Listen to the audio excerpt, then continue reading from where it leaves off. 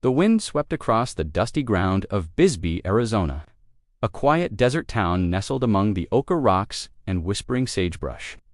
It was the kind of place where eyes followed strangers, and silence spoke louder than words. A town where scars ran deep on the land and in its people.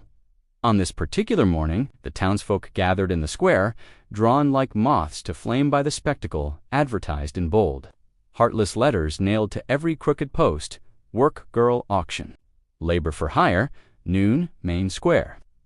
It wasn't slavery, they said. It was charity through labor.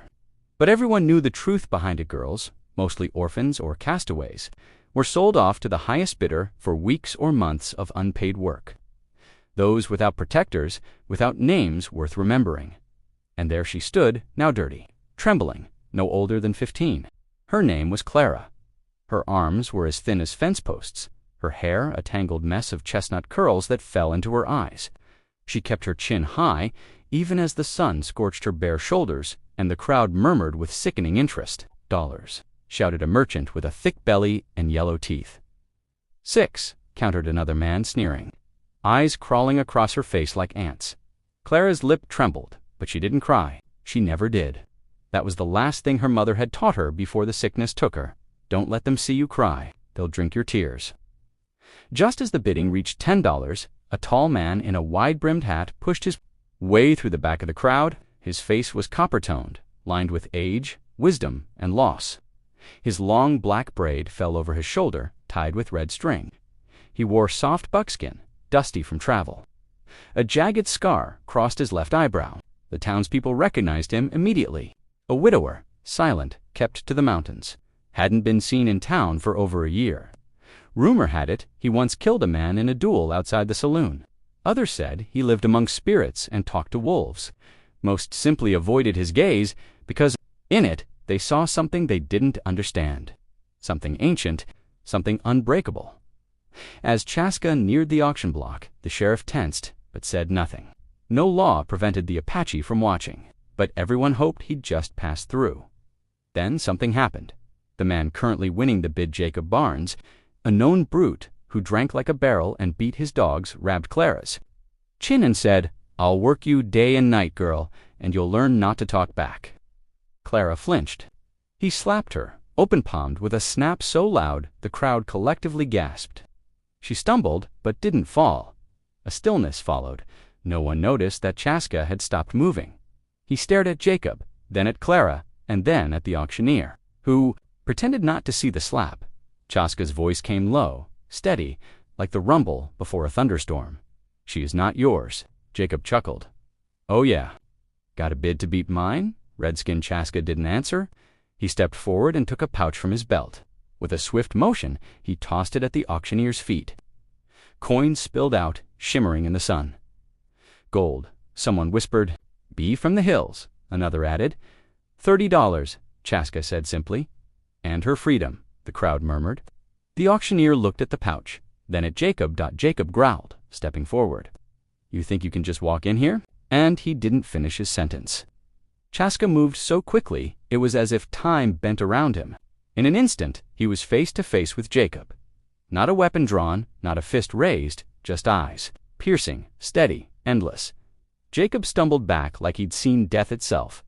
"She's not cattle," Chaska said. "You will not touch her." The sheriff stepped forward. "Now, Chaska, let's not cause trouble." Chaska turned his head slowly. "Was she not just struck, Sheriff?" The sheriff hesitated. Everyone had seen it. "I offer $30 and her freedom," Chaska repeated. "Not labor, freedom." The auctioneer's mouth twitched. Greed won over decency. Sold Clara couldn't move. She stared at Chaska like he was some fever dream her mother might have told her about, some wandering spirit who saved children in the night. Chaska walked to her, gently removed the ropes from her wrists, and put his shawl over her shoulders.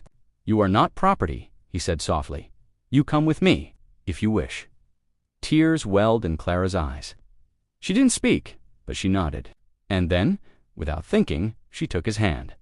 The crowd parted in silence as they walked through. Man and girl, shadows long behind them.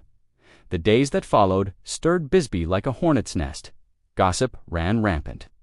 He took her into the woods. He's training her for war. She's his daughter now. He's a madman. But no one dared go near his land to find out. Clara lived with Chaska in a quiet valley nestled between whispering pines and a river that sang through the stones. He built her a cabin beside his own. He taught her how to make fire from flint, how to hear the difference between wind and danger, how to walk without sound. But most of all, he listened. When she finally spoke, weeks later, she said, "Why? Did you help me?" Chaska looked into the fire. "My daughter would have been your age." Clara didn't press. She simply reached across the space between them and held his hand. Over the months, townsfolk spotted Clara again, different, stronger, cleaner, her eyes no longer downcast. She walked beside Chaska into the supply store, nodded politely, and said thank you with a clear voice. Some still scowled, some turned away, but others, especially the quiet women and the forgotten men, nodded back then. One day, Jacob Barnes returned, drunk and angry, and waited outside the saloon for Chaska. "He stole her from me," he shouted. "I paid my bid." No one answered. When Chaska did arrive, Clara was beside him, standing tall. "You think you're some kind of hero," Jacob barked. "That girl was mine." Chaska stepped forward, slow and calm. "She was never yours." Then Clara spoke. "You touched me once. Try again, and it'll be the last thing you do." Jacob laughed, but only for a moment, because from her side she drew a short wooden staff, balanced, carved, Apache made. She stood like she'd been trained by the wind itself. Jacob sneered, but didn't move. Something in her eyes stopped him cold. Then Chaska spoke again, this time for the whole town to hear. "A town that sells girls is no better than wolves in a pit. If she ever needs protection again, I will not come with gold next time."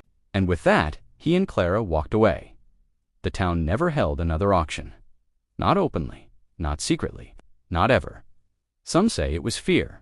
Others say it was shame. But the girl who once stood in rags on the auction block was later seen teaching other girls how to ride, how to read, how to fight, and most importantly, how to say no. And the Apache widower, who once lived alone in the mountains, was no longer alone. For Clara called him father from then on, and he called her daughter. Of the hawk, because once she was broken, but now she soared.